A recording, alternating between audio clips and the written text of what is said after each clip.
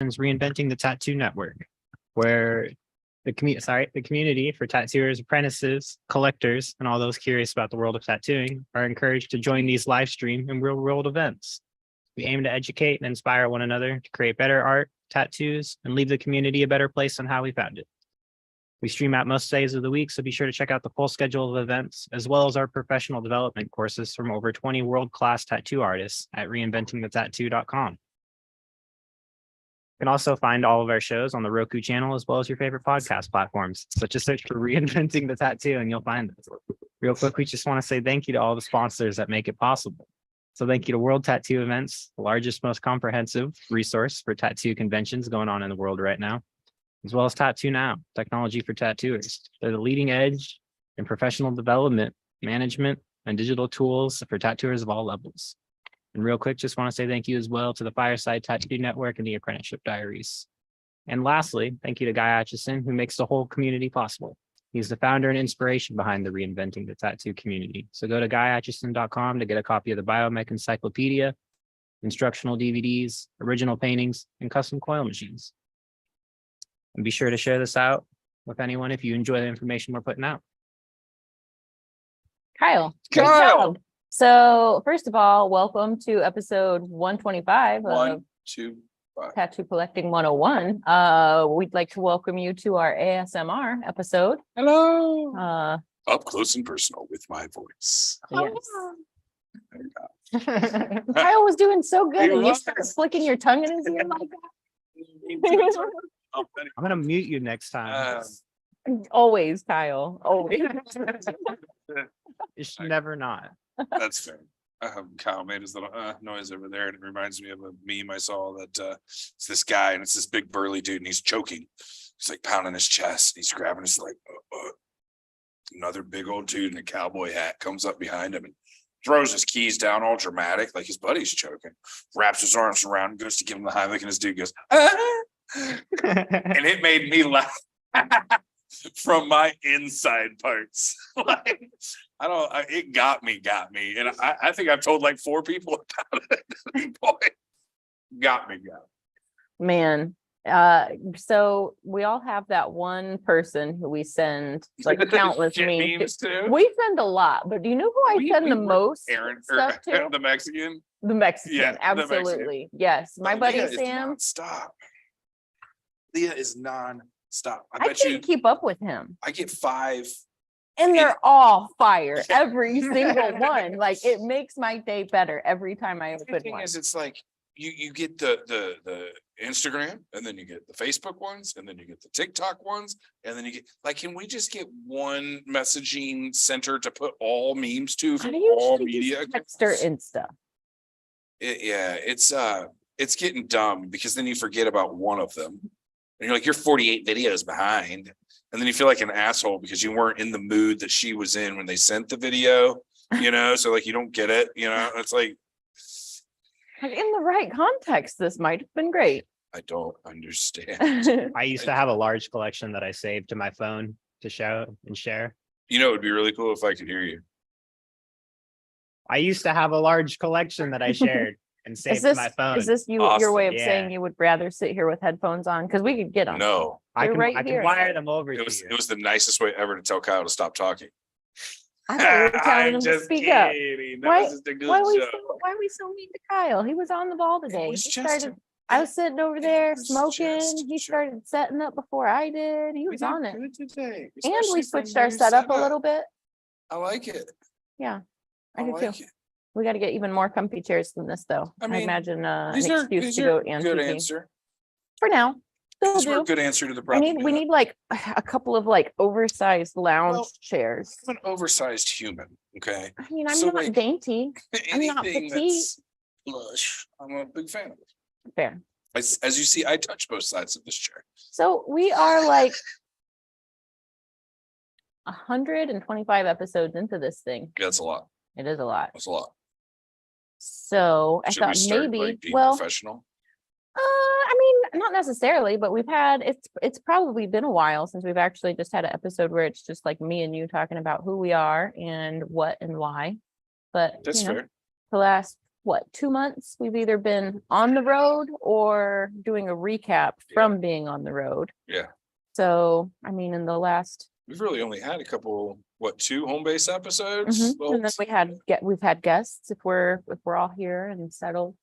So, I think it's just been a while since we talked about roots. why. Yeah, like, I mean, we sit and talk tattoos roughly, and we talk life, and we Right. talk like art and life frustrations and And I like all the things, I but feel like, bad for the people that are catching the newer random episodes that don't get all the backstories, because you're right. been a Sometimes while. we go on little tangents that even most people, what? but if What? you saw, if you've seen enough of the background stories, some of them make sense. But yeah, if you're joining us and you haven't been along for the whole journey, Adventure. yeah, like, well, It's what, 2 years now? mhm, That's insane. yep. Insane. I'd have to like sit and actually figure out when like the actual 2-year mark would be, but We're close. we might have already passed it, to be honest. I think so. I don't know. I remember the first few episodes, and I think I was on episode 5 or episode 6, like right at the beginning, and I was hooked. Like before we had you join, or when we had you join? Yeah, it was like the 5th or 6th episode, and I was on for the first time, Yeah, and then it was like, you know what? and it was We like, need to have you this is all the this is time. fun. It's been brought to my attention. I know we've mentioned it, but we need to get a plasma ball for here. So once we get comfy chairs, once we get a nice table, back in our old episodes, we used to have a plasma ball in the studio, and it was kind of like our thing to fidget with and play with. And, you know, sometimes we'd like unite our powers with it. Right before Christmas, I went on the We Need a Powerball hunt, and I pulled up Amazon, and it was all a bunch of generic, or they had like a dragon with pewter, and it was like, we'll find one that's cool. Je ne sais quoi. We'll probably find one that's like stuck on a shelf with some like lava lamps and other weird, like, shoot do you remember those plates that you'd see at weird places, like the mall that sold like custom furniture, and they'd have those big discs that were like glass, and then they were like flat, but they had like lightning in them? I'd even settle for something like that, Ben. No, we need a plasma ball, but we could get one of those for the background. I don't know if we can settle for one of those. In addition to. Yeah, so I am a tattooer, but I'm also like a very passionate collector.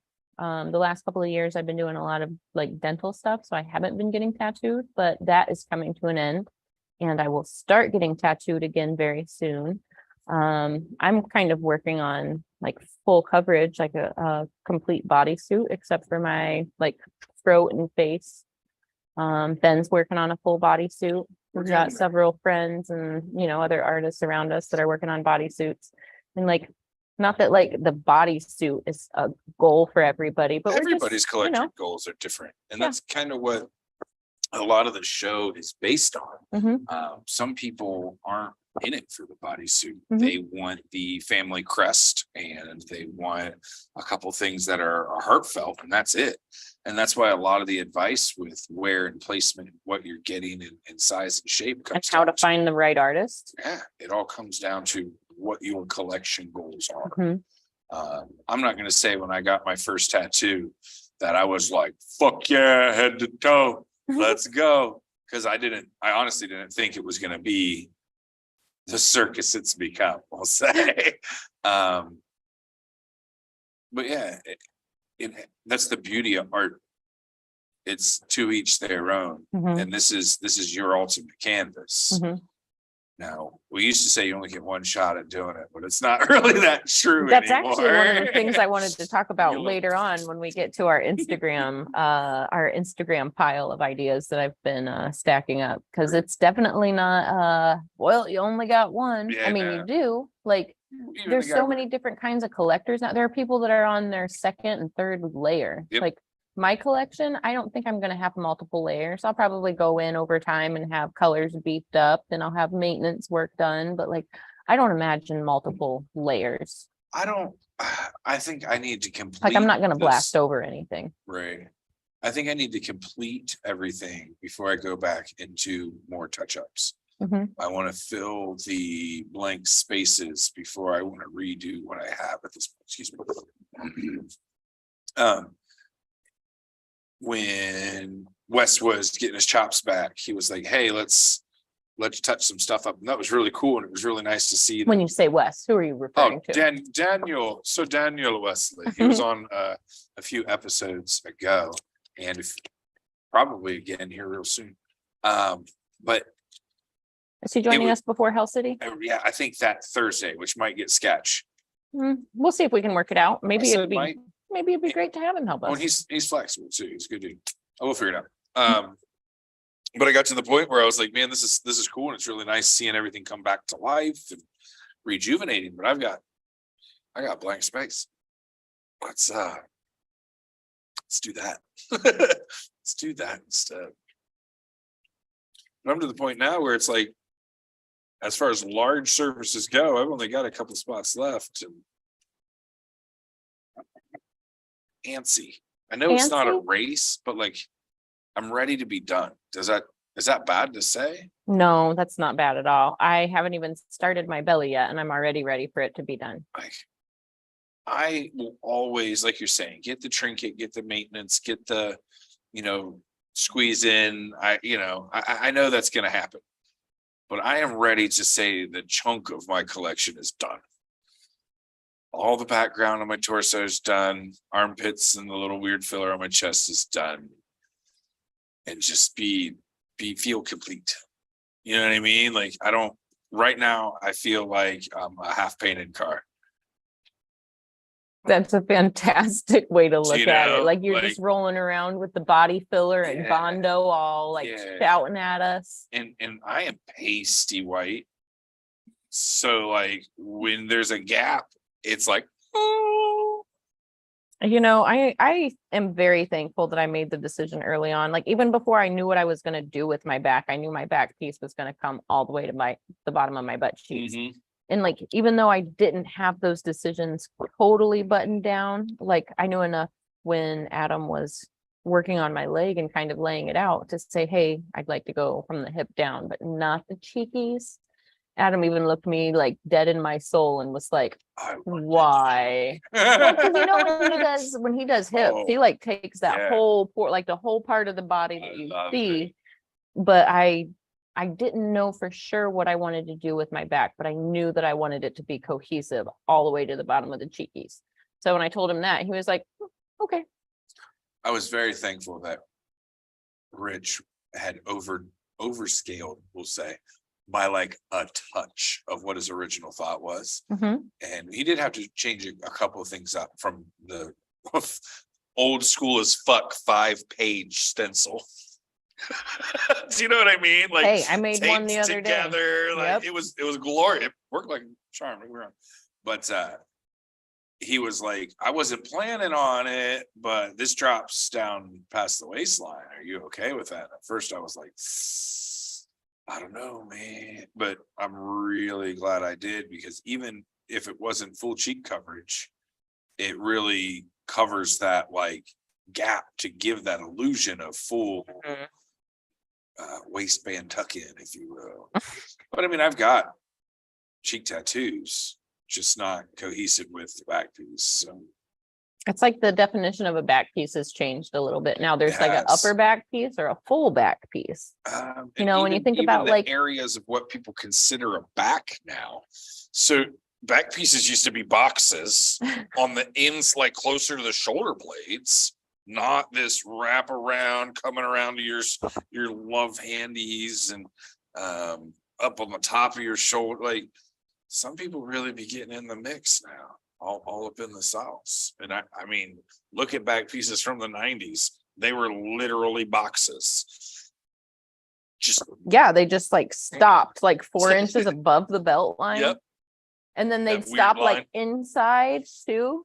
One thing when I got my back done, as I didn't realize, I know anatomy. I've seen a skeleton. I've seen human bodies. Like, obviously I know where all the pieces and parts are. But like, first of all, nobody prepared me for the fact that 85% of the back is your ribs. Oh yeah. You know how bad the ribs No. are not fun? No, never even.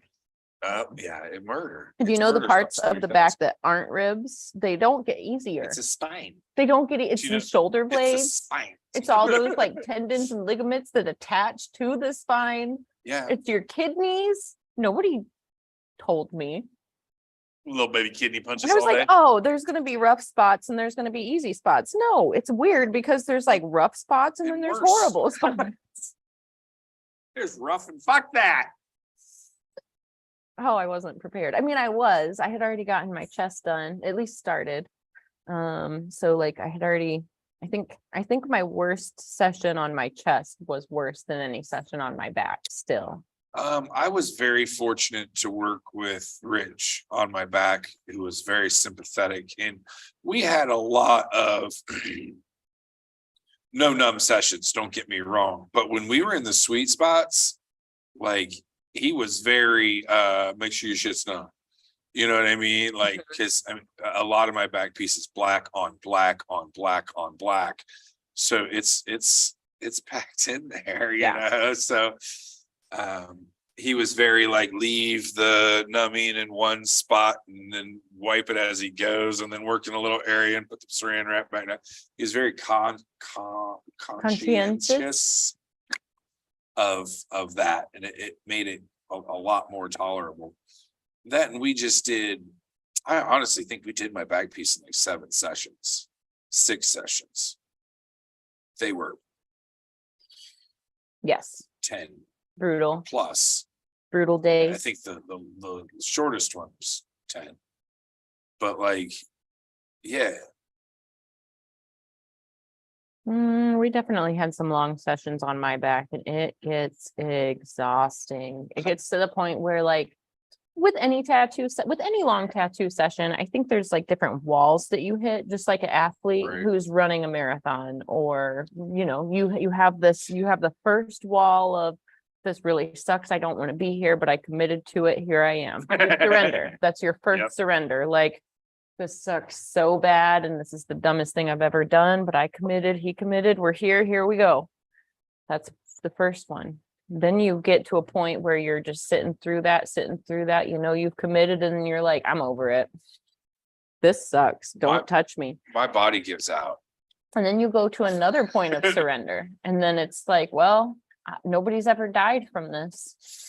And then you just keep gritting your teeth, knowing that nobody's ever died from this, or whatever your internal thing is that gets you through that next wall. And then you hit the wall where it's your body. The first couple are mental.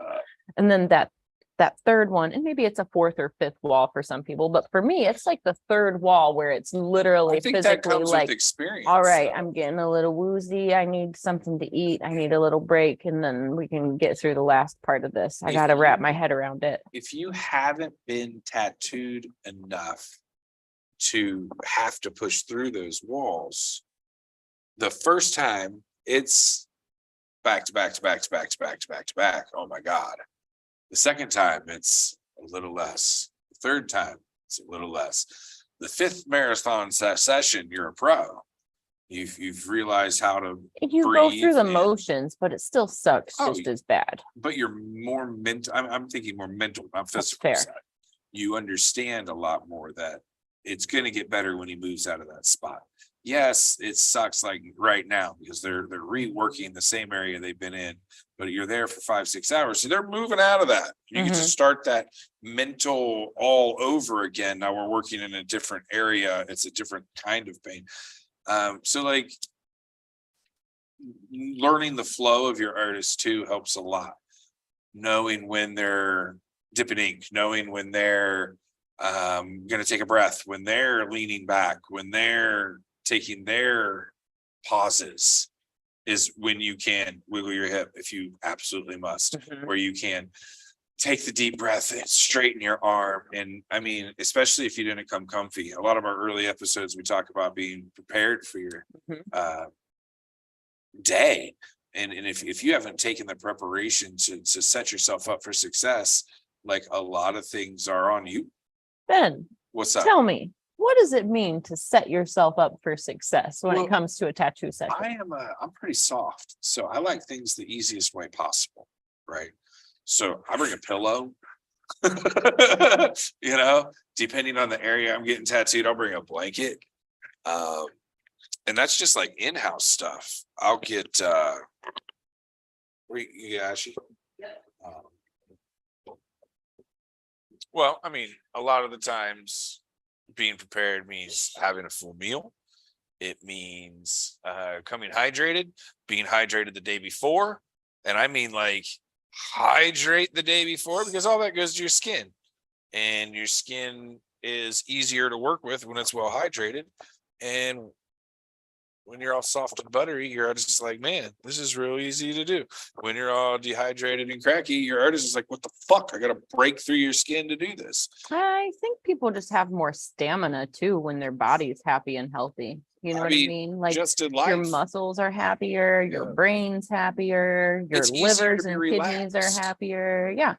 It's crazy what pent up and you're gonna sit like If you come in all tense and fucking gross, you're gonna sit all tense and gross. Like the whole week before I get tattooed, I usually try to be really mindful of what my body's going to need, because I know it's going to be in recovery mode. Like we could have an easy session and I don't feel that beat up afterwards, but I try to prepare for like the most beat up. So I try to like take my vitamins. You're not getting trinket tattoos.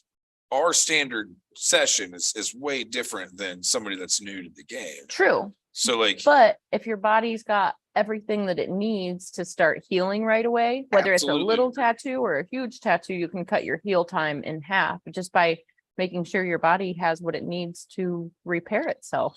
I mean, I'm not a doctor, but your body knows what to do. You take care of it and it does its thing.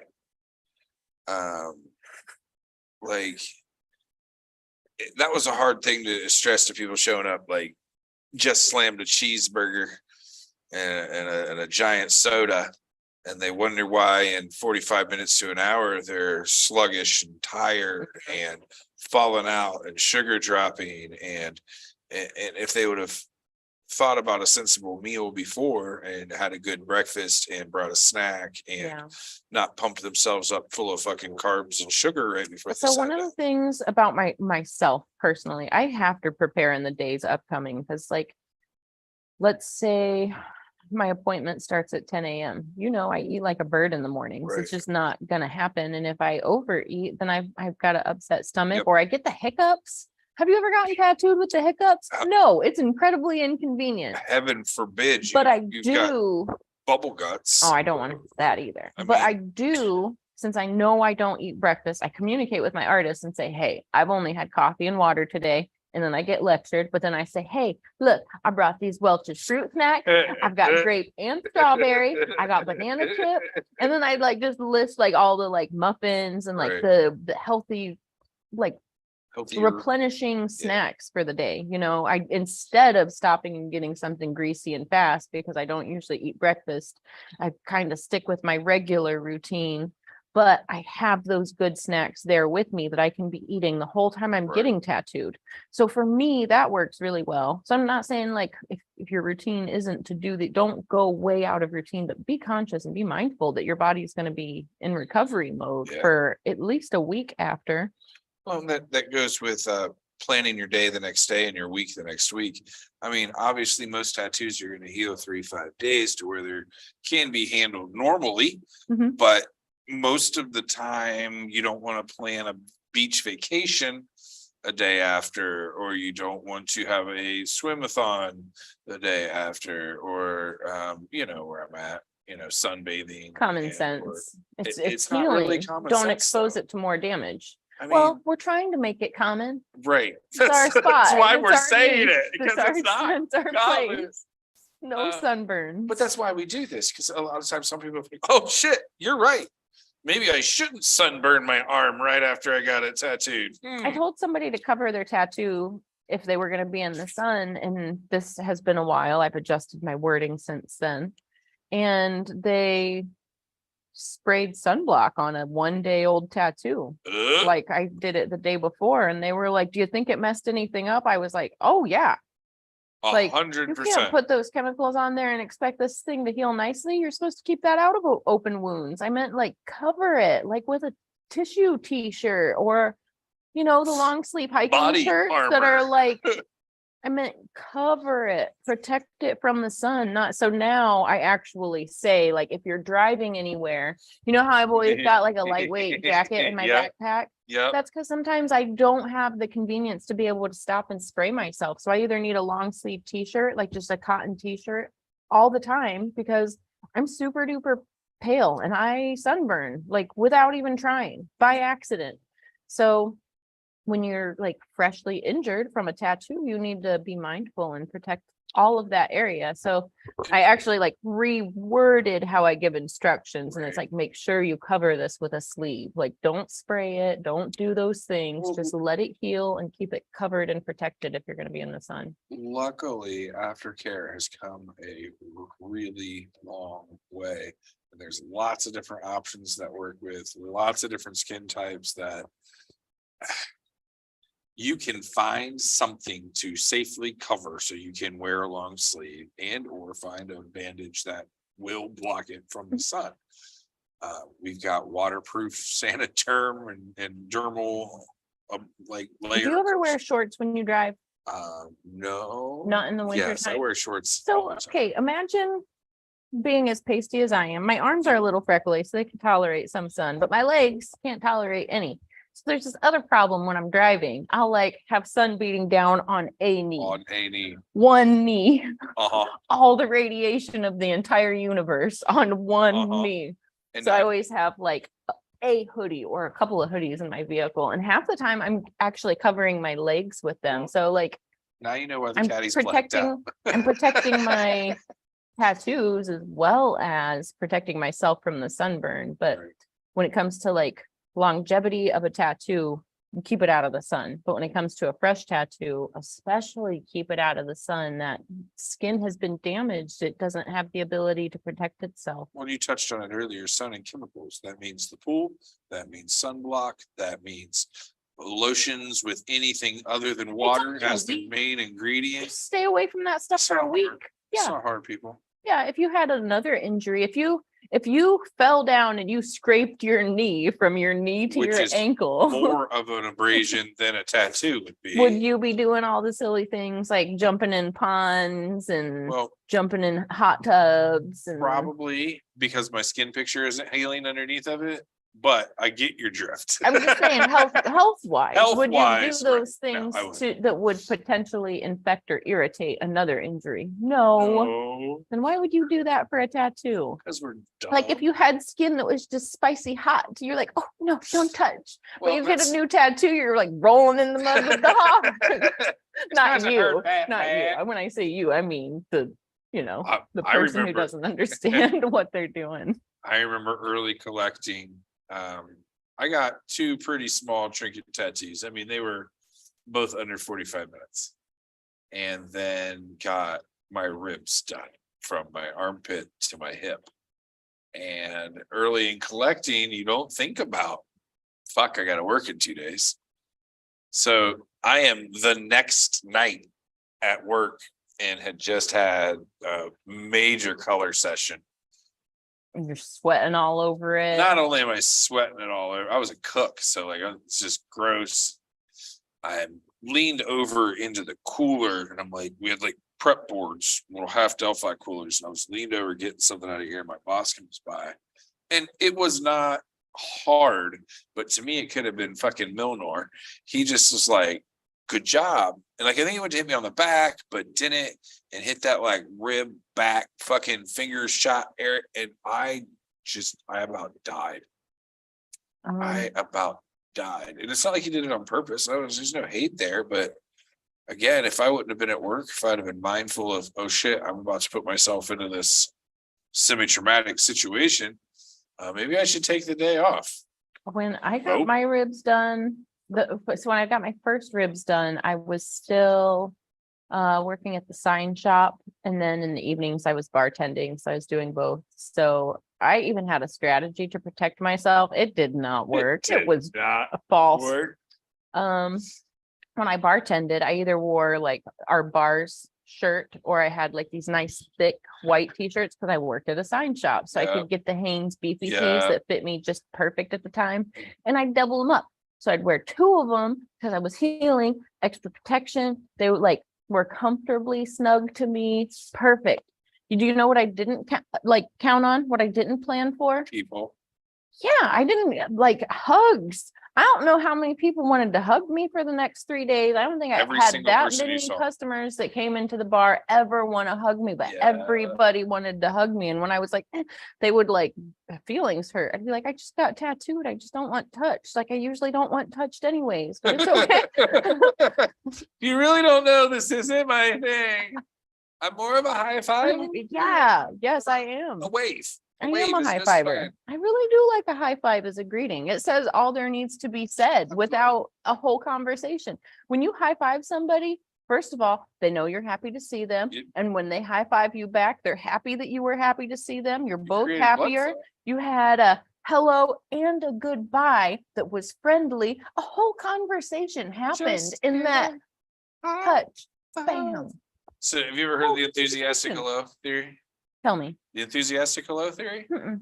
Okay, so if you are, let's say, a person in a position of leadership and you deal with a group of people all the time, a fast way to build loyalty and to build camaraderie, to build a passion, to build a drive is to enthusiastically greet someone, especially the first time you see them, but every time you see them. Okay. It really matters on the first one. So if you walk into work and you legitimately get, hey, Fawn, good morning. Like, I'm glad you're here.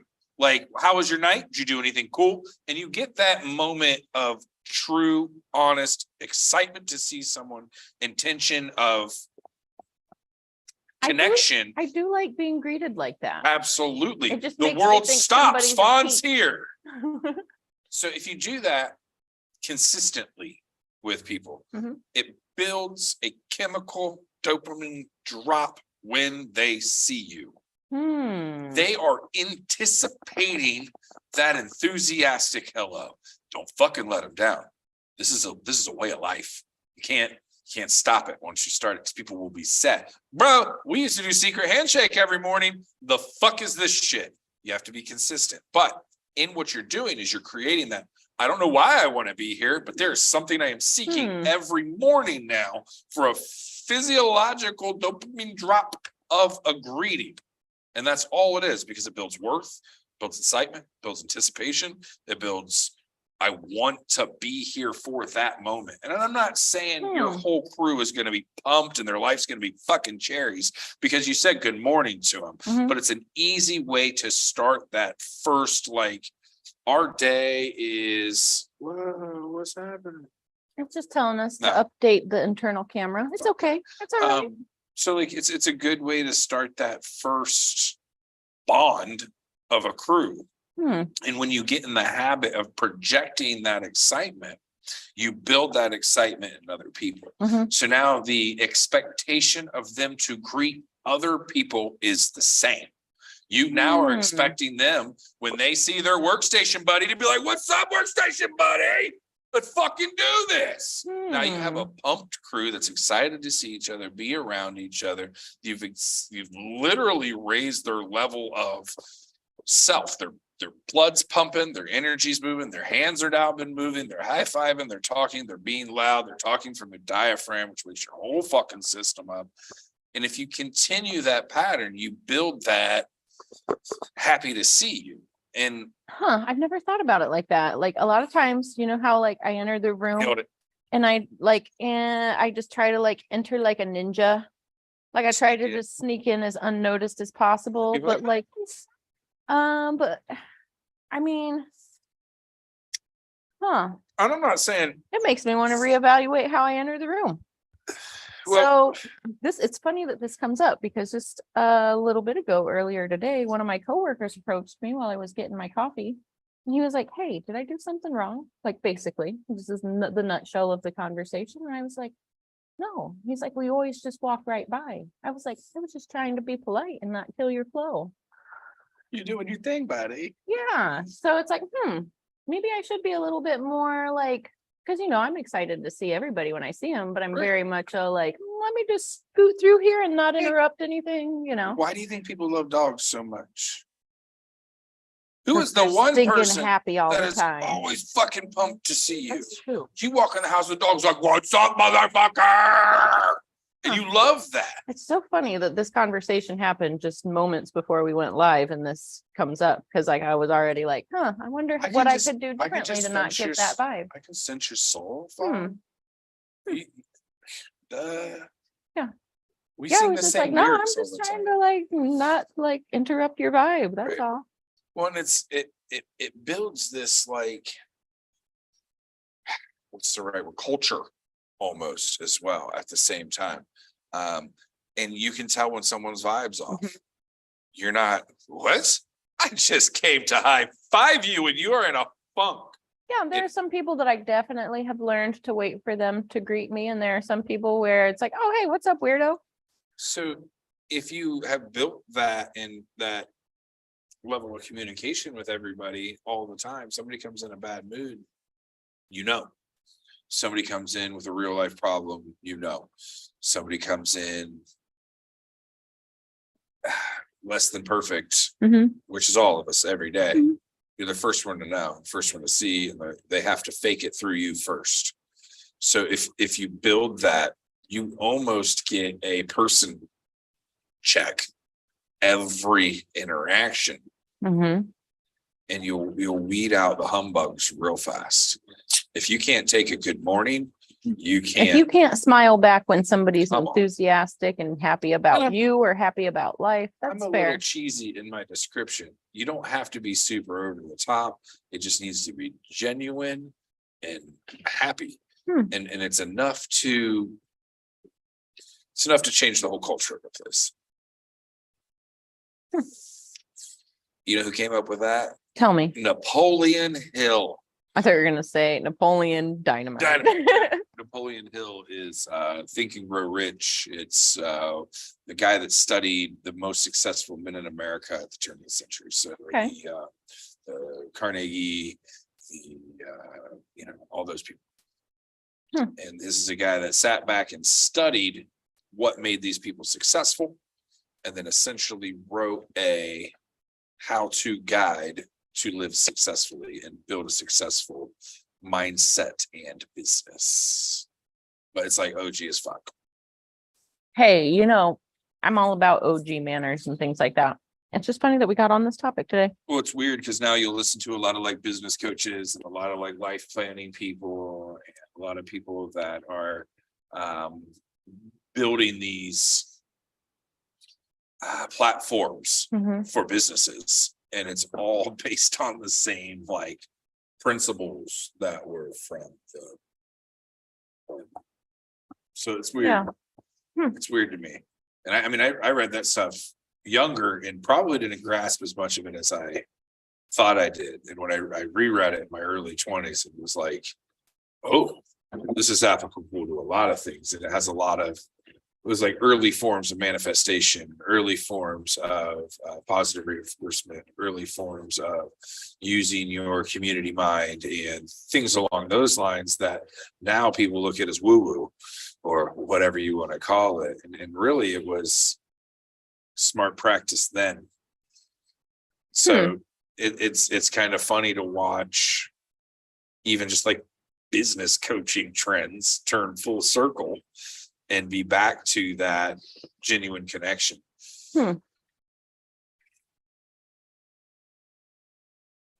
You got me thinking. I'm sorry. No, it's good. It's not bad. I was just thinking about like just some early like work ethic things that were kind of instilled in me that have like crossed over. And I wonder if they weren't from like some of those ways of thinking. Well, Like, first of all, no matter what kind of position you're in, don't ask somebody to do something you wouldn't be willing to do yourself. Yep. Like, it's easy enough. yeah, that's one of those things. Like if we were to talk about like tattoo apprenticeships, that's the difference between a good mentor and a bad mentor. A good mentor is just going to make you do all the garbage they don't feel like doing.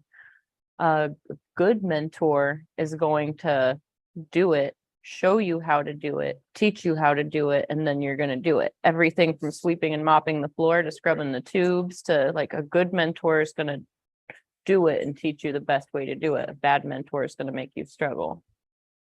You know, like and most people don't even realize that a lot of times, like that's how they came up. I've had several bosses. Yeah, I've had bad bosses. I've had good bosses. Not even just in tattooing. Just I've had bad teachers. I've had great teachers. Here's the info. Fumble through it till you get it right. That's what I had to do. That's what you're gonna do. And that doesn't work for everybody. But wait a second.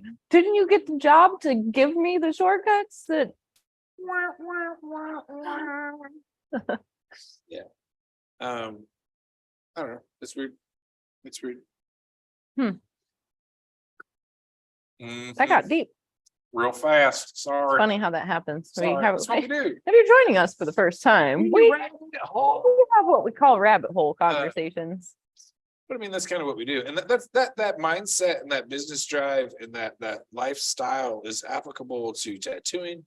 It's applicable to making yourself happy. It's applicable to living a successful home life, because it's all about maintaining positive mental attitude and how to stay inside of your zone of genius, for lack of a better term. And that's what all the old timey stuff's about. And if you don't know, ask for fucking help, find an expert in the field and listen. But the most successful businesses weren't about having the smartest man in charge. It was about having the smartest man hiring the smartest guy for the job. Right.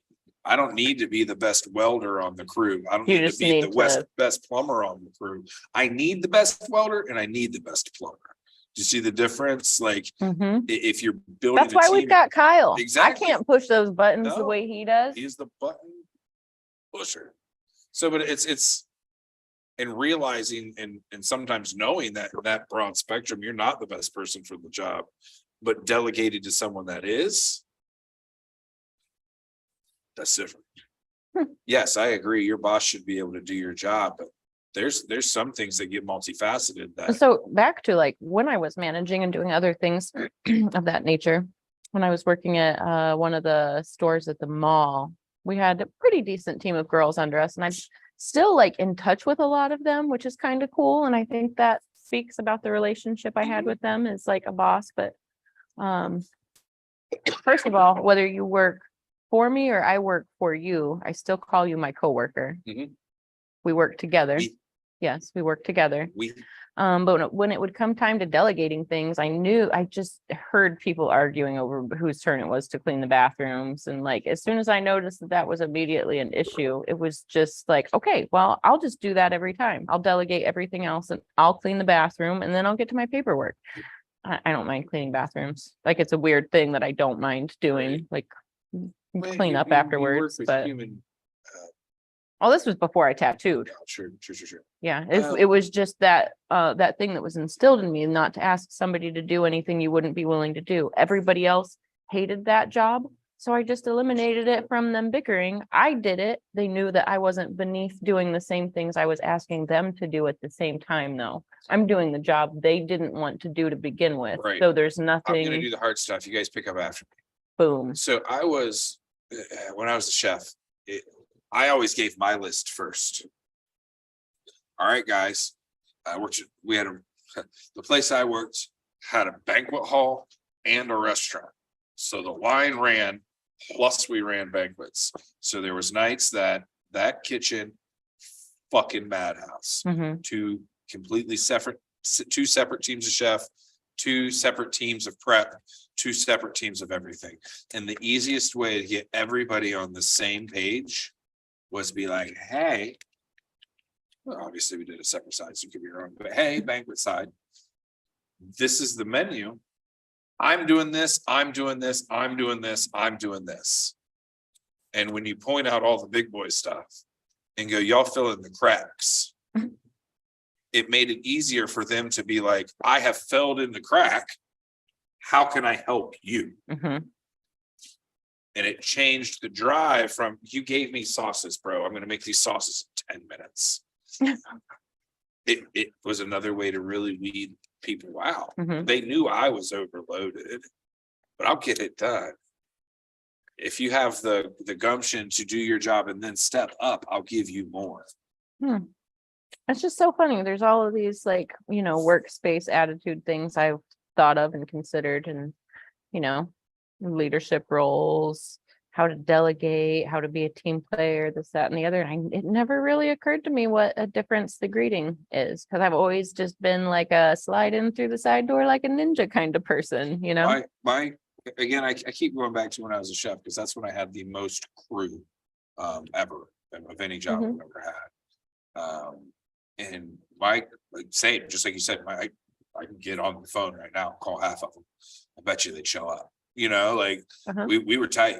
We were real tight. And it was because it was mutual, just like you're saying, we are doing this tonight. Not you guys are doing this. And I'm going to go sit in my office. We are in this. And if you stepped into that, I'm in front of you, it's easier to have people follow, as opposed to, all right, guys, I'm going to push you all to do this, and I'll catch what doesn't get done, which is what most management style is. Your job is to go do all the hard stuff, and I'm going to stand behind you. Another thing is back onto that topic. I usually tend to be of the personality type that, like, if there's going to be something dangerous, like, let me do this. Let me do it, because like I can't stand by and let somebody else get hurt. Safety first, then teamwork. Like I might step up to the plate to do the heavy things. I might do those things, but I'd rather put myself in a sticky position than anybody else. Also, I'd rather know it's done correctly. If it's the hard job, if it's the dangerous job, if it's the weird thing, I'd rather just do it myself and have the peace of mind of it being done correctly. There was this one time the intern and I were helping lift a heavy printer. I noticed that upon noticing that Kyle did not know how to lift with his legs, I was like, I'll take that underneath. I'm gonna go ahead and take the brunt of this, because I know what my thighs are capable of. Right. I worked at was a maintenance tech, machine check. We were at Hyperspace, by the way. We were helping Guy move his new printer upstairs. So it was a really big deal. And Guy has this beautiful hand carved, beautiful hand braille that's like stained beautifully bright color. And the opening that we've got to get this printer through is like this big by this big. And we've got 4 full-size human beings trying to do this. Guy has a hurt shoulder at the time, and nobody wants to be around when Guy Aitchison gets hurt, first of all. So you got me, Kyle, Lauren, all like, we had to figure out how to get this printer up there, because like if we didn't, Guy would have hurt himself doing it. Man. Oh, but I was some machine tech maintenance guy at a t-shirt printing shop for a couple of years, and they made us lead the safety team, because that meant when someone needed to hang off the pole strapped on with a sweatshirt tied around their waist into the pole, leaning all the way over, drilling holes into it, it was the people on the safety team doing it. And it was like, no, you guys stay safe, we'll handle the sketchy shit. So they're like, yeah, teach. We had to do fire extinguisher training one day. Awesome.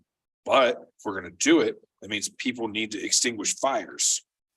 So who had to make 13 individual fires that day? So you guys can be safe. I had to do some sketchy shit. I'm glad it was the same with handgun training. Do you know how many times I was like, stop, cease fire? It's almost like you get the premonition of the accident before it happens, and it's like a meltdown. Like, no, something bad's gonna happen. And it's really hard to explain, like, no, I saw it. This will happen if we stop. We're on range. I'm helping instruct a class that M is going through. She is online with 15 other people. It was the largest class we ever did. And I hear a gun misfire. I didn't know it was hers. I yelled ceasefire. Everybody stopped shooting. I was like, everybody check your guns. Like everybody, right? So everybody's do. And she goes and pulls back, and the full round flies out with a dent in the back of it. I'm like, there it is. So I didn't even know whose it was, but heard it, stopped the whole thing, and it ended up being she jammed. It had a misfire and it squib loaded. It put a round in the barrel. If she would have fired again, It would have it would have exploded. exploded in her fucking hand. I didn't know it was hers. Do you know what I mean? All I heard was the half just round. heard the incomplete sound. Bro, it was the scariest fucking thing of all times. But again, I had to be the one to do the sketchy thing and yell at a bunch of people shooting guns. Like, this is stop now. So other sketchy stuff didn't happen. It's almost like my calling in life. I'm just kidding. To prevent the sketchy stuff. Yeah. Roof inspecting. Okay. Doing roof sales.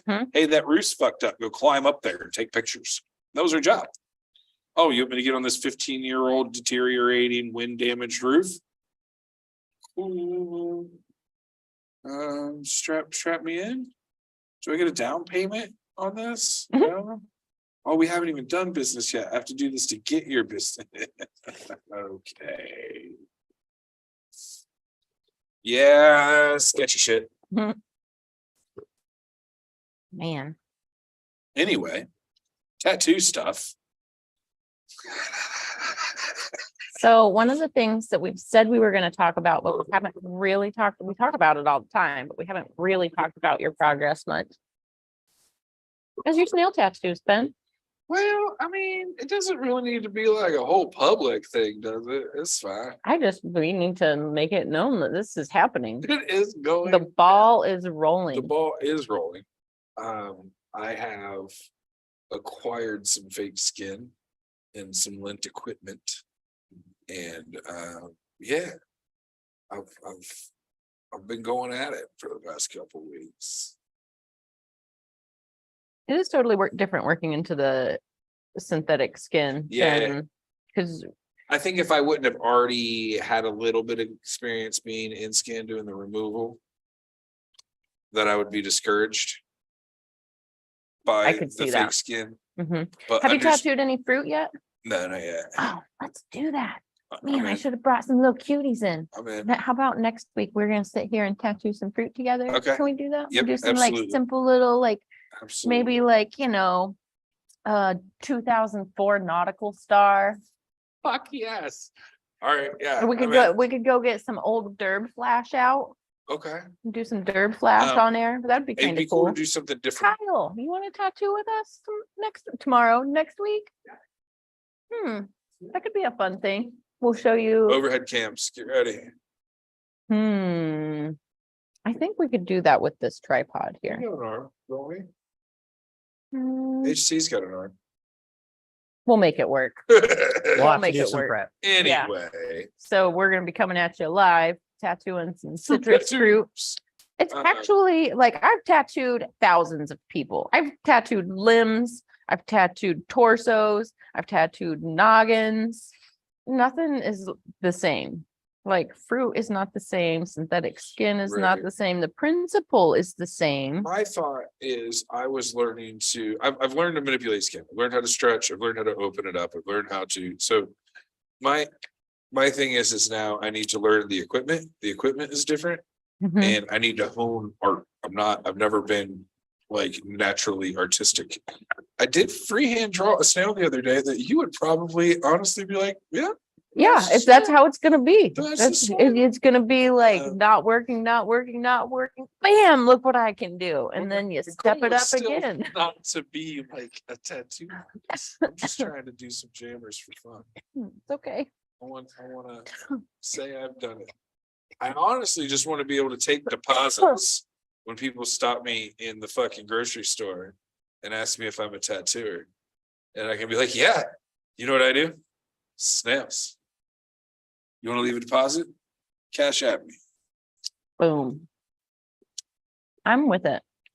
Oh, you didn't know I only did one tattoo? It is this snail. No, you get this snail. You don't want this snail? All right, bye. What if, hear me out, Ben. Hear me out. If you're only gonna do one snail, what if we come up with a flip book version of a snail. So everybody gets the same exact snail, but it's just the tiniest littlest bit different.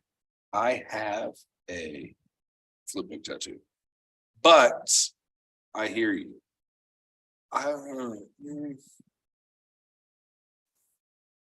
I think, yes, I hear you 100%, but we're gonna need consistency in size to make I was that gonna actually say work. it would have to be like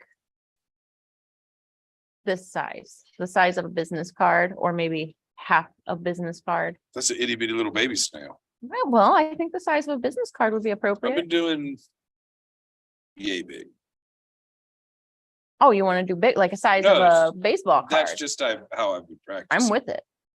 That's just how I've been practicing. I'm with it, Ben. Just, And then as the flip book snail progresses along his journey, he can become more and more realistic.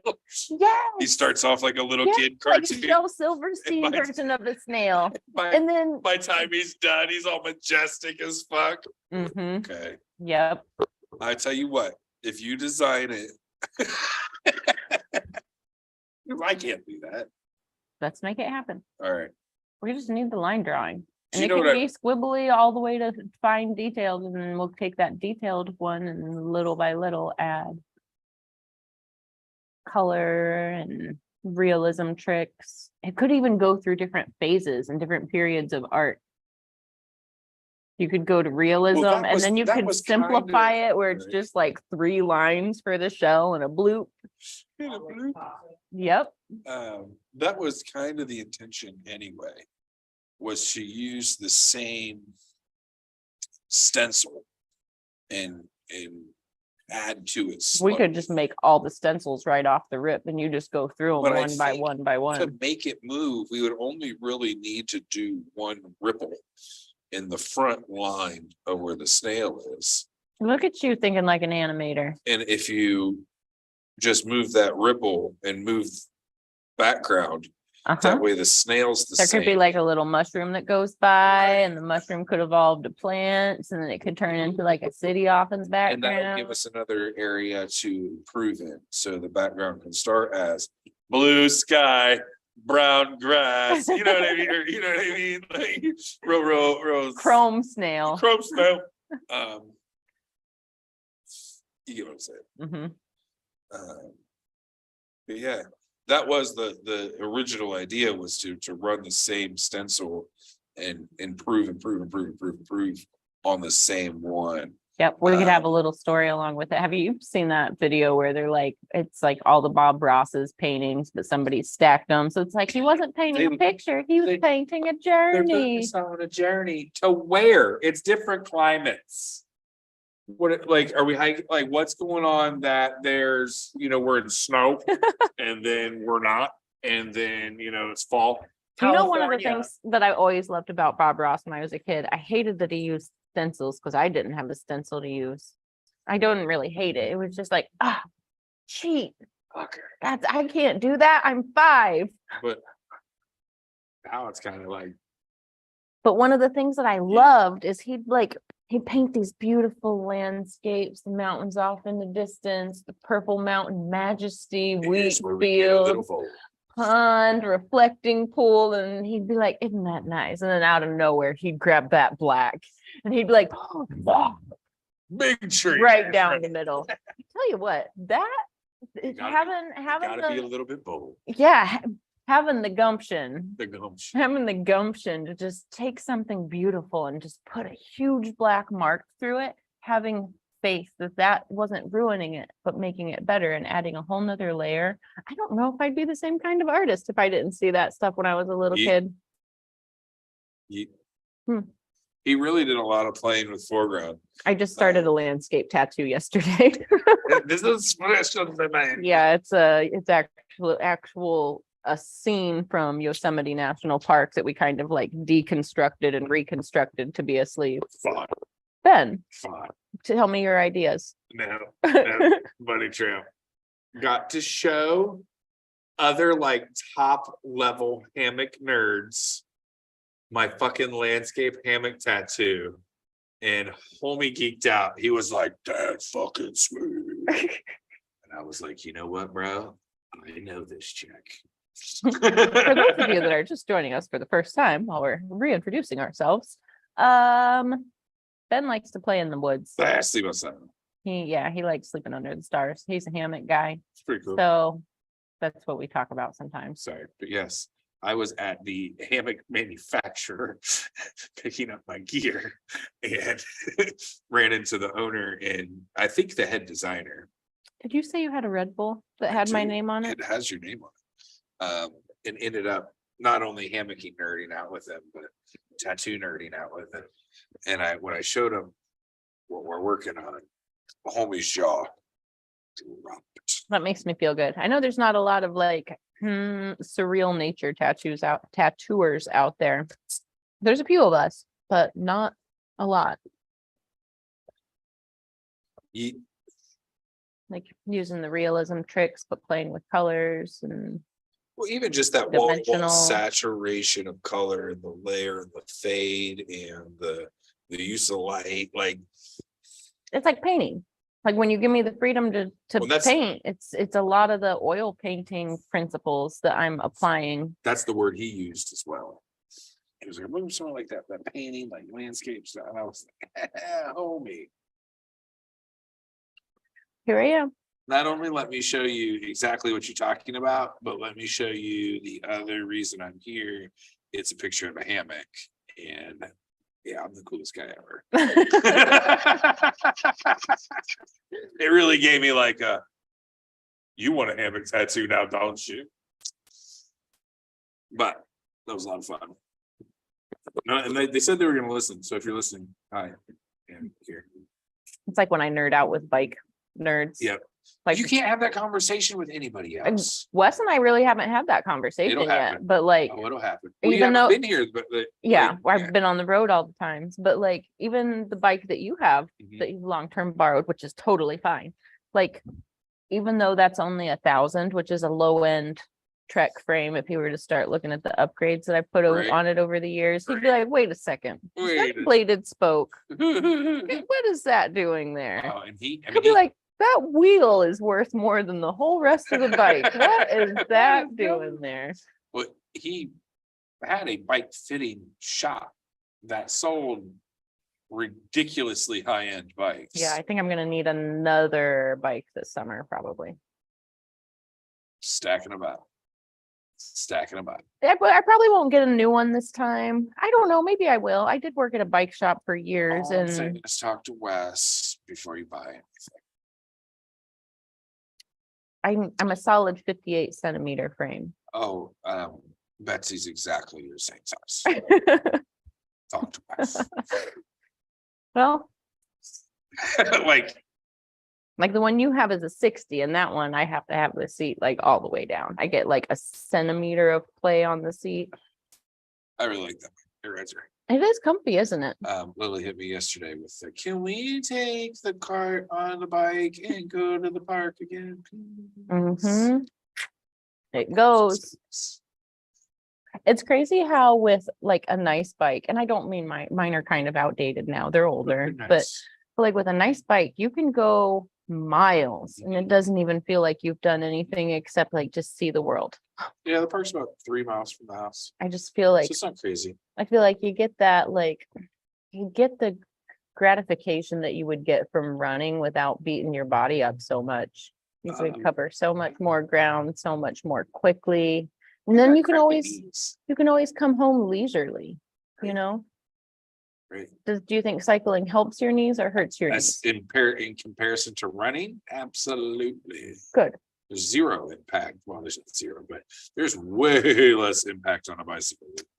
My 270-pound butt smacking the pavement every time. Maybe next time I'm over, we'll take a minute and I'll adjust that to fit you a little bit better, because we never did that. I mean, we moved the seat around a little bit, but it feels good. We wrong. I mean, you know more than I do. I'm just happy the pedals turn. So it's funny. It's funny how much of a precision machine a bicycle is. Well, and that's what Wes's point in the bike fitting industry was aligning your body for peak performance is what makes the bikes mechanically sound. I It's love leverage. fitting the racing riders with. He had the machine that you put the nodes on the person. And like we didn't have all that. I actually like measured and fitted and adjusted and fitted. He was crazy nuts with it. He was one of like 4 people with this machine. So another bunny fucking trail. But yeah. Tools. The hydraulic brakes were always over my head. I didn't trust myself with them. I was like, let's call Mark for this. Closed loop stuff's weird. Like he's like, it's just like bleeding brakes. I'm like, I know, but like closed loop stuff is weird. Do they want them like barely touch them? Do they want to have a squeeze? Like, how does this rider like their bike? Because I like mine. You barely touch it, and you're gonna stop right now. The first time I got on the bike, I'm very just like to do like. I'm used to very light with my fingers. My hands. You can adjust that. Feel free. No, it's cool. Easy. I just had to change where I put my hands. That's all. I laid my fat fucking paws on the top. I was like, it wasn't a lot. Don't get me wrong, but I was like, oh, okay. Yeah, I'll like on the front horn that comes forward, I can just do everything from like my index finger and my like it's all just so touch. Most people don't keep their bikes that precise, but that means I have to keep my wheels very true as well because I have like no tolerance. Don't hit curbs. Oh, I'll jump them. Don't hit curbs. Okay, they've got nice wheels on them. That's why I'm paranoid. That's why I'm always paranoid about like throwing a chain on my bike and tying it out somewhere. Cause like, man, if I came out and somebody even just took a part off of this, like the seat is a couple $100 to replace. The wheels are each a couple to $700 to replace, plus the tires and tubes. Like, you know how much Kevlar is? You know how many motorcycle helmets have walked off from a motorcycle? I feel it. At $350 a pop. Fortunately, I drive a van, so I can always fit my bicycles inside. Nice. And usually if I'm riding around town, I just bring my bike in and don't ask permission, but forgiveness later. Oops. You don't have a sign that says no bicycles. Very rarely does anybody say anything about it, but it's obvious that it's not like it. And also the difference when somebody shows up and they've actually got like cycling shorts on. Usually that just kind of gives a different impression. Like, oh, that ain't a low life. Right. You're doing this. Like that weirdo ain't a low life, but they live different. He doesn't live like you know how one time you and I were having a conversation, like we talked about different like tribes of people and different groups of people that are a little bit different. Like tattoo people are definitely a tribe. We were talking about climbers. Right. Yeah, they're nuts. Every rock climber here is cracking up. Every rock climber I have ever met, or any person that's told me they're getting into rock climbing, has either been batshit crazy, we're going batshit crazy, had once been batshit crazy, and now climbing has made them even more batshit crazy. I have never met a normal motherfucking human being that's like, you know what I'm really into? Climbing that chalk, climbing that wall, bro. Like, that's my shit. Just gotta send that V5, bro. See, no like problem. I said, he's been doing it for a week and he already sounds like I've been doing it for a year. I feel like cyclists are kind of the same. And cyclists are okay. So my experience with cyclists are triathletes. So not just cyclists, but the crazy fucking cyclists. How many of them had their real teeth? Many of them, to be honest. What's funny is That's the difference. They had a dentist cyclists on their and crew. hockey players. None of us have our teeth. They had a dentist on their crew, and I was laughing. I was like, "So how many teeth on the team have you replaced?" He was like, to loop back to the beginning of the show when I said I hadn't been getting tattooed the last 2 years because I was getting dental stuff done. Because I was actually in a bike wreck on a road bike when I was 16 or 17. So we started this giant fucking bunny trail with why we do this show. And the freedom to have these bunny trails be completely non-relevant have always been a part of it. And if you listen to, we somehow loop back though. I was trying to right now. We somehow. No, but like we've always just had these just goddamn rants from nowhere that go in these like the weird pocket information that's come out on the show is insane to me. But it's fun. It's funny because you and I are both actually like incredibly private people. Right. But if you were to sit and listen to all of these just stacked up, you'd be like, huh, oh, that makes sense now. I have exposed more of my life on these cameras than to my therapist. Does your therapist watch the show? I specifically told her not to. I don't need that kind of fucking shame in my life. Are you kidding me? No, she's really rad. She probably has seen it. I don't know because I don't ask, if that makes sense. I don't ask if anybody I know watches because the rejection of no, I'm just kidding. But like I don't then have to go through the process of, oh, this is what it is, this is what we do, blah, blah, blah. Most people that care enough to know me know what the show is. So like keeps what was the point? Well, we looping back. Oh well, I was trying, and then we started Lost on another it. one. I passed you the smoky But smoke. like, no, I'm just saying, like we've always had this availability and this openness that is really weird on this show. You catch more raw Ben on this than you would in real life any day of the week. Vis-a-vis fucking Robbie Ripoll's episode. Like I want to delete that from YouTube so bad. There's so much of me just exposed to the world now that was just like, if you really wanted it pulled down, we could probably pull it down, but it really is a touching episode. It speaks to what we do. It has a lot to do with the community. It has a lot to do with the openness of how this show's always been. Jordan and I got into several mental health conversations. It's not something we've never not talked about. It's always been involved in what we do because we've all been there. We've all struggled, and it's nice to have that open space and acknowledgement of everybody's struggles. And it's been something that my life's been pretty volatile since this show has started, if you want to be honest. Mm-hmm. And to have that safe, open space has been weird. And it's a consistent space, right? Too. We do this a lot. Like not I don't want to call it an obligation or a chore, but it's one of those like it just happens like clockwork. And that's if we don't get to hang out or see each other all week, we at least get to see each other these few hours. And we would have this exact same conversation without the camera running. Yeah. Like it's really it's odd to me how much it's developed into as natural. Do you remember a couple years ago, maybe more than a couple years ago, obviously, but we were sitting at North Market and we were just like people watching and we were like, could you imagine having a podcast? But what would we even talk about? And that was before Jordan came up with the lightning strike of an idea to start doing this. Well, essentially it was we said we were going to talk about food, but then we were like, we'd run out of ideas too fast. And then we were like, we could literally just do a show of us sitting here talking about people. Yeah, well, so the way North Market is set up, there's like this like balcony that wraps 3/4 around the building, and you look down and you can see people shopping and ordering food. And Columbus is an incredibly eclectic city, and North Market, people watching.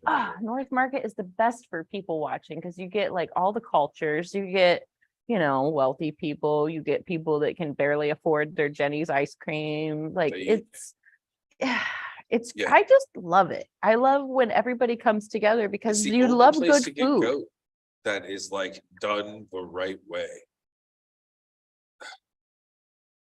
Is that at the African place? Where they've got the ginger lemonade. Oh, so good. Bruh. So good. I want goat rice and ginger lemonade right now. Anyway, but yeah, that was years ago. I had food from the Greek place. It starts with an F. Mm-hmm. I want to call it Frodo's, but that's not it. But I remember right after that, it probably was only a few months before you guys started doing 101.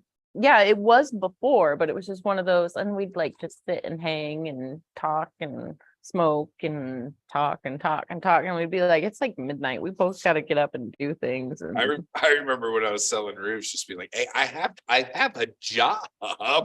Like, I've got some downtime, but we've been here for 4.5 hours. but just like steady, like talking, like we hit on like deep stuff. So sometimes it's incredibly shallow. Sometimes it's like talking about kid stuff. Sometimes it's like, did you ever notice? Like, and other times we get down like really deep rabbit holes. Like we could talk about like religion and physics sometimes, and like just how it all works. Like, I mean, the religion is physics. yeah, like all of the, but it's just and I think that's what lends to like some of the rabbit holes. I don't want to. It's hard to remember, not to remember. Like, obviously, we're sitting on the set with fucking cameras and microphones. Like, I know it's not hard to remember we're on the show, but like, we've talked about so much stuff. There's not much like track of what we can and can't do. So it's very easy for us to just slip into like a sitting around the house smoking conversation. Well, and that's when shit gets sketchy. One of my That's when we roll into the 4.5 hour. Yeah. Yeah. One of my ideas about this show was to, I wanted to make it something that was just easy to put on in the background and listen to. I think there's a lot of magic in learning by accident. Like when you just hear conversation about something that's interesting to you, or you just hear somebody speaking about something that like maybe you don't know about, but it lends to other resources. Like the spark.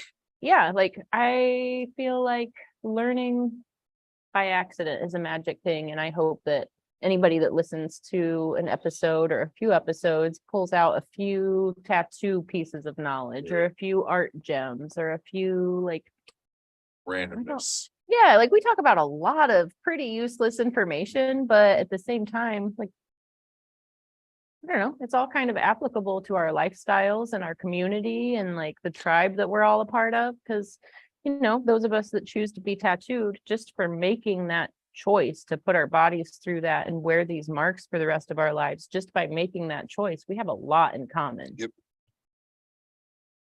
And then you start going down the different rabbit holes of how much do we have in common, and how and why do these tattoos influence us, or how does this influence our tattoos? You can do that with any segment of people, any group, any common shared interest, any focus, same energy, whatever you want to call that. And the more you start to connect on one thing, you realize how much you connect on everything else.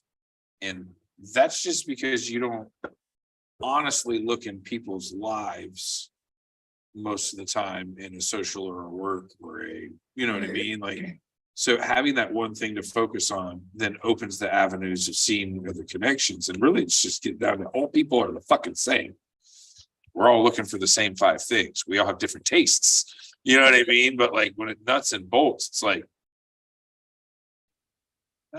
people aren't really that different. It's true.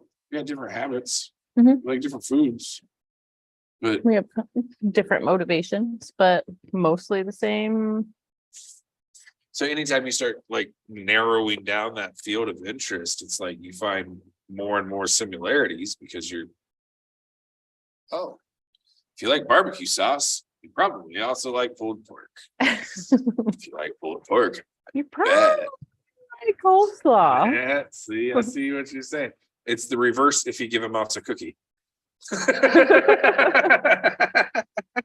If you smoke weed, you probably, you know what I mean? Like there's a whole lot of assumptions. Not just That's fair. assumptions, but truths. That's fair. Yeah. So I was looking at the webpage today, Which one? the tattoocollecting.com. I was looking at that today. And I actually still have a couple of chores I need to do online. Anyways, I noticed I have your name there. Do you want me to put the list of people that have worked on you? Because you've got quite a list of people.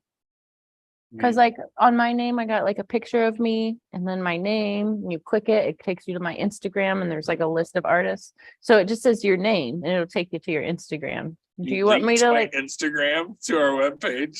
Yeah, it was the best way to give credit and let people know who you are without like taking the time to write a huge blurb or anything. Do you want me to write a blurb? All right. Oh, we just got like jujitsu flexed by Dave. I got a little bit scared there. Sure. I don't really care. Kyle, do you want a little bio on the webpage? Because it says your name, but it Sure. doesn't have like a bio or anything. We're gonna blur it out. And every time you do something good, we'll unblur one word for you. Wow, really? Yeah, Thanks. yeah. Oh, poor That means a Kyle. lot. I don't know if I could come up with it would take me a minute to write. Mine's a only list. like a little tiny paragraph. It's not like, I have like a little paragraph of like, hey, blah, blah, blah, and then a list of people that have worked on me. Talk to you later, Okay, basically. you can just write that for me. Okay. How do I spell that sound? I don't know. I don't think you need to. So, speaking of I was listening to this almost TED Talk style thing about the old vibration tone languages. I was just thinking about this because I can make a lot of those weird noises. Well, it had a lot to do with like how your body used to heal from vibration. So the old languages really spoke through your body and enabled the triggering of certain responses. And when you weren't actuating anything other than these parts of your body, it vibrated different things that sent different types of vibration. And I mean, on a subatomic level, we're all just fucking vibrations. So you can literally alter and heal and move and change and just like heavy metal kills plants. You know what I mean? Like play some soft classical stuff and it gets all excited. What's the sacred frequency? With the brown note? Not the brown note. Yes, I know what you mean, but I don't know the answer to the question. Kyle, how many hertz is it? I bet you it has a 3 in it. I think you might be right. What was it? Yeah, like the calming, sacred. Yeah. I know that's like the standard, like 440 though, but doesn't sound wrong. I've watched a lot of stuff about how vibration and frequency can change things on it. 432. 432. So there's a 3 in it. Nice. I was watching this thing about vibration and how like a lot of times they look at that as manipulation and they were able to use vibration as like a lifting technique and how to move things. And then I watched a video of a car stereo bend a door frame in vibration with the sound. So everybody that's been I've been a stereo head for a long time, but anybody that's been to a stereo competition knows that they crack the windows so the windows can have flux, right? If you get into where they've got the humongous speakers packed into the little cars, those windows will literally look like they're doing the wave. This guy had a van. I don't know what frequency he was on, but he was literally sitting there running his camera and his whole door jamb was bending and moving. This is fucking steel. This is frame. This is a door on a car that's just literally. So think of on a how you changed and morphed that went back to being solid fucking state as soon as that vibration was off. Yeah. Wind that back a whole step.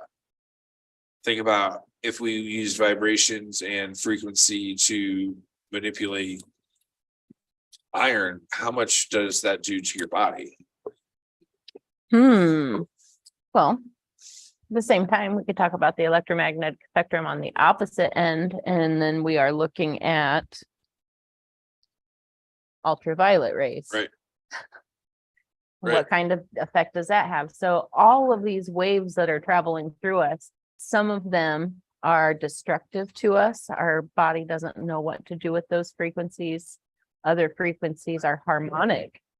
So, hear me out, right? I was going to go somewhere tattoo with this in a second, but Is the frequency of the machine in your body some sort of therapy? Because there's some people that swear by tattoo therapy, and like I get it. Now, is that frequency of the machine? so What if you don't run your So machine on here's where I was- 6.5 and you're on here was- 6.7 and here's where I was going to go to loop this back to tattoo talk. And that was, so you heard me talk about my friend Frazier, who he and I worked together for a couple years. When he and I worked, our rooms were side by side, but we just had like one door between us, and we could clearly hear one another if that door was open. Right. But the harmonics of our coil machines, and it didn't matter which of us was doing what, there was just this perfect like harmonic intonation between our tattoo machines. And it's like one of the rare things that I miss about working with coil tattoo machines, is because if you walked into a shop where people didn't care and their machines ran like garbage, it just sounded like chainsaws. Right. But if you walked into a shop and 2 or 3 or 4 or 5 artists who were working and their machines were tuned beautifully and running like tops, you got this, instead of that like you got this. Yeah. That's what the whole shop sounded like. And it was just this, I don't know. I remember waking up hearing that sound in my like dreams. You're talking about, again, synchronized frequencies, right? So that's the same reason why you walk into a concert and you can feel the show, because everybody in the room is syncing their frequencies to the same beats, to the same thoughts, to the same sing along, to the same light pattern, to the same, you're syncing your bodies together. That's why Pentecostal churches work. That's why revivals work. That's why all this shit works, because what you're doing is you're in tuning your body to your surroundings. So like group meditating in the salt caves and shit like that, like where they go in and they really work on body posture to send their vibration into other people in their home, and they feel the room and like shit like that. It's all the same fucking concept. That's what ruined religion for me. When I got the same vibe at the metal show that I did at church, it was like, wait a tick. Jesus, was that Cannibal Corpse tonight? And fucked with my brain, right? So like made me start like looking at some things a little differently. But that's how I started looking at like resonating frequency. And I was 13, 14. Like, and I've said for a long time, my religion is relative energy, because I'm very empathic and I'm very room sensitive, and I can read somebody off of their vibe faster than I care to admit, and it drives me insane sometimes. Because sometimes you're like, oh, you're a dick, I don't want to talk to you anymore. That just happens sometimes. You have just ruined our relationship by being you. Thanks for saving me the time. Oh man. No, but you know what I mean. Yeah. You know what I mean. So what do you think about this setup? We went and sat like this the whole like show. It, but if we have comfier chairs and a more practical little table for us here. I agree with all those decisions. What color should the chairs be? I think. Should they be? Do they? No. Do not. Do you know why? Because when we see our chairs, we'll know our chairs. Fine. Don't put this preconceived notion of what we think is going to work into our heads. Do they need to match? I don't think it fucking Kyle, matters. do you think they need to match? Is this just the you me set? Ever so or is slightly, maybe have some like, similarities, but you could have differences between them. We're still going to do round table or quarter table when people are here. Yeah, I really like, maybe we'll even get another one of those and actually have like a semicircle to sit around. It'd be like an actual sports show. The same chairs, we wouldn't have assigned seats. If we get different chairs, you can pick your own. It all depends on how. I mean, I feel like I usually sit on this side, but it's just because that's where the cables are. I sit where I'm told. So like, normally it's wherever you put my headphones. Yeah. No, I really like this setup as opposed to continually sitting sideways to talk to each other at the same table. So I enjoy it. Do you remember several episodes ago where I was like, okay, we're gonna start editing, blah blah blah blah blah. I just feel like we just started doing better shows from then on out. Yeah. Yeah, I think we've done a good job. Well, you kind of brought to the attention that there was some slack in what we project. And Instead of with cutting it out, we're just keeping it a little more meat and potatoes. with the familiarity of you and I, it's very easy to forget we're runners in our conversations. So like just being mindful of there's some tact to this and there's a point to this and there's a reason. Not that we don't love bunny trails, but we're here to talk about tattoos. Sometimes we're here to talk tattoos. we need that loop back, you know. So I get it, but yeah, I don't know what the point is. Here we got Rambo. So I had a list of Instagram stuff to jump to, but I mean, we've been talking for a little while and we got some jujitsu going on We behind do us. have some jujitsu. Didn't I tell you it would be 7:30? Huh? Oh, Oh I yeah. tell you it would be 7:30. Kyle, the only person with headphones on, how much background are we getting? Not a lot. Not a lot. A little bit. Sure, call. You're rolling up. Might as well finish it. I mean, we could take care of this while we tear down. The world's your oyster. What do you guys think? Hmm. Oh wait, Let me see. Let me pull up what I got on Insta here. Should we talk about your snail we can stuff? talk about snail stuff. I don't care. Okay. All right. Oh, I hearted it. I want to Be view ready it. to trash me. I'm not gonna trash you. Not you. I'm at the world. Oh, I'm trying to Fawn make the can't share picture stuff because she can't work a computer. well, That's just then, you know, nature's I mean, way I being could, like nothing. just screen share that little portion. I just wanted to make them bigger.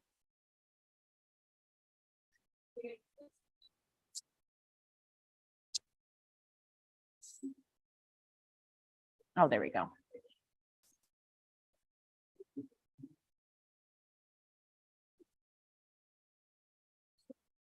Fawn's gonna share All stuff right. from the computer. Can't figure out how to make it big. Fawn's not gonna share stuff from the computer. Do you want me to pull it up?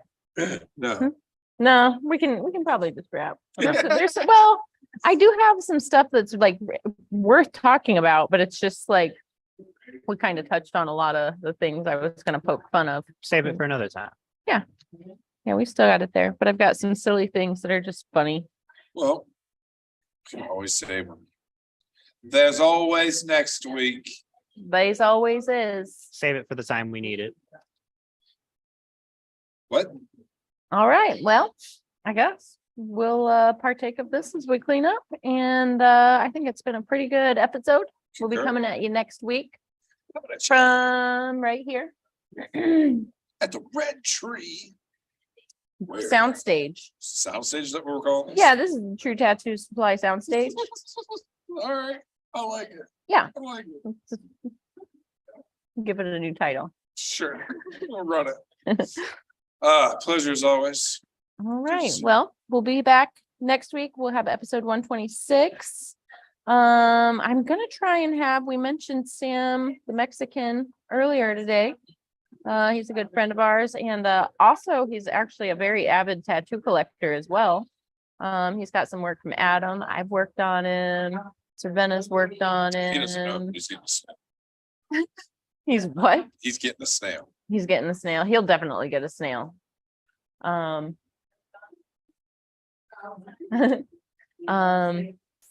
But yeah, hopefully we'll be able to work it out to have Sam join us next week. And then we will jump to some of the stuff that, you know, just internet jib jabs to talk about.